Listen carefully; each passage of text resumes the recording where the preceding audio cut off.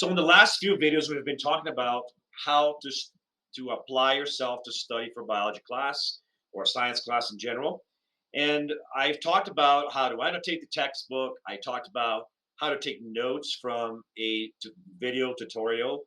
I talked about how to uh, do Cornell notes, how to base Cornell notes on textbook annotations, how to use Cornell notes to actually self quiz.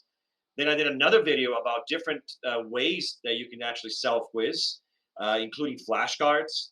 I talked about answering workbook questions from the textbook on your evidence portfolio. I talked about the practice options that you can do on top of all of that, and some of the other high level things that really smart people invest their time on to really make sure that they understand and absorb the information.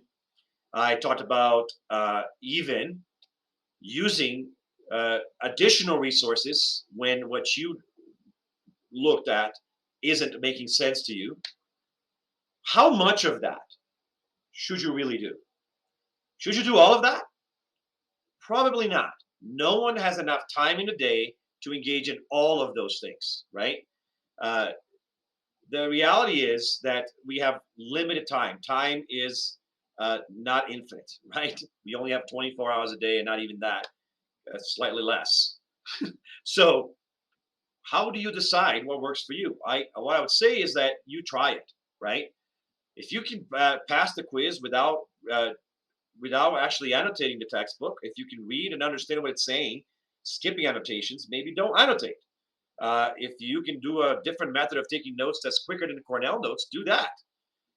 If you don't like studying with flashcards, but studying with a friend is quicker for you, do that, right? And maybe you don't do some of the practice options that I have available to help you really make sure that you know it.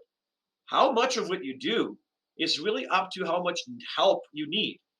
What I really wanted to do in these videos is give you a plethora of options, skills, choices that you could use to up your game of being a good student, at least in the part that comes to absorbing the information, right?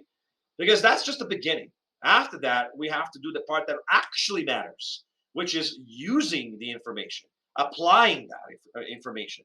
That's the part that I actually care about in my class. But the effort that you have to front load to try and make sure you learn some of that information still matters.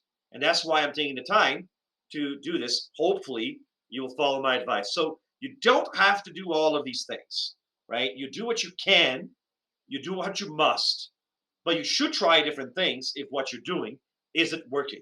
And I hope you try some of the things that I talked about in these videos.